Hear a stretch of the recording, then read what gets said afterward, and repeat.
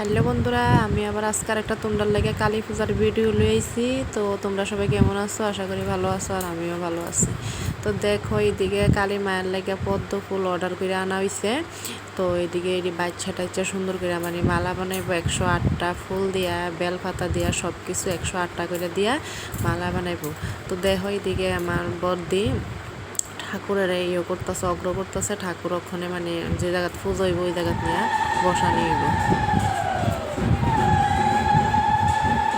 তো দেখো, ঠাকুর তো বাড়িতে বানানো হয়েছে, তার লাগে মানে ঘরের থেকে নিয়ে তারা ঠাকুর করে নিয়ে এটারে মানে রাখা হয়েছে।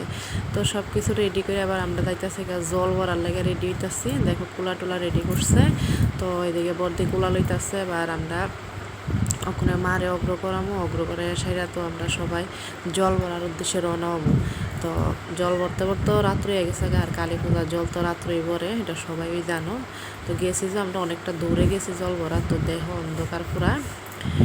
তো আসলো বৃষ্টি, এদিকে যাইতে খুব অসুবিধা হয়েছিল। দেখো, এদিকে মানে ওখানে জলের ঘাটে আয়া সেটা এদিকে যা যা নিয়ম কারণ আছে এটি করতেছে। তো সবাই মোবাইলে লাইটের ধরে রাখছে, কারণ এদিকে মানে যা ঘাস আসলো বেশি, তার লেগে আরও বৃষ্টি হচ্ছে তার লেগে। তো এদিকে যারা পূজা ঘট ভরবো তারা দুইজন মানে জলে ডুব দেওয়ানোর লেগে গেছে। একজন হয়েছে আমার বাসরপুত, আর আরেকজন হয়েছে বাসরপুতের বন্ধু। তো দেখো, এইদিকে আবার আমরা সব ফল টল বানিয়ে দিছি, আর হ্যাঁ রেডি করছে। তো এবার ফাইনালি ঠাকুর পূজা বয়ে গেছে গা। আবার ঠাকুরের কাজ করতেছে, বা যার যার মতো বইয়া রয়েছে কাজ করতেছে, এটাই করতেছে।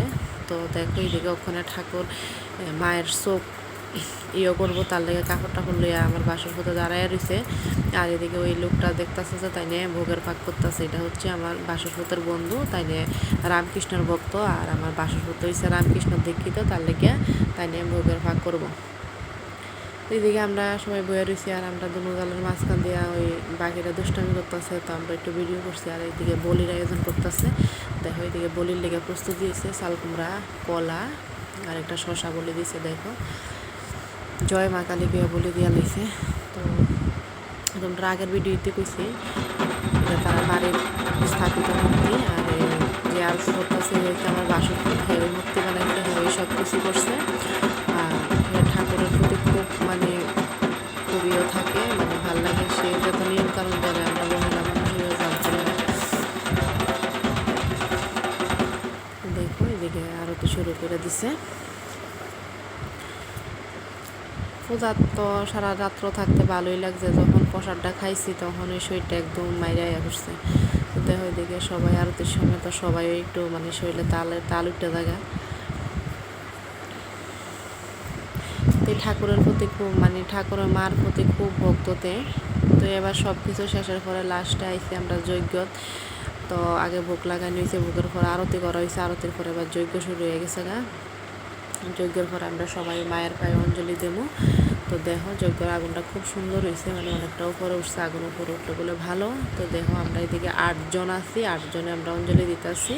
তো এদিকের ভিডিওটা আমার মেয়ে করছে। মেয়ে তো অনেকটা দূরে আসতো, তার লেগে ভালো করে করছে না। রাত্র হয়ে গেছে গা, বেশি ঘুমে দূরে গেছে গা। 4টা 4:30টার সময় আমরা পূজা শেষ হয়েছে। আর কালী পূজা তো করতে করতে রাত্র পোয়া, এটা সবাই জানো। তো যতক্ষণ অবধি পূজার উপাস করছি ততক্ষণ অবধি কোনো শরীর খারাপ লাগছে না। আমি তো যাই হোক, ভিডিওটা অতটুকুই করলাম, আর বাড়াইছি না। ভালো থাকো, সুস্থ থাকো।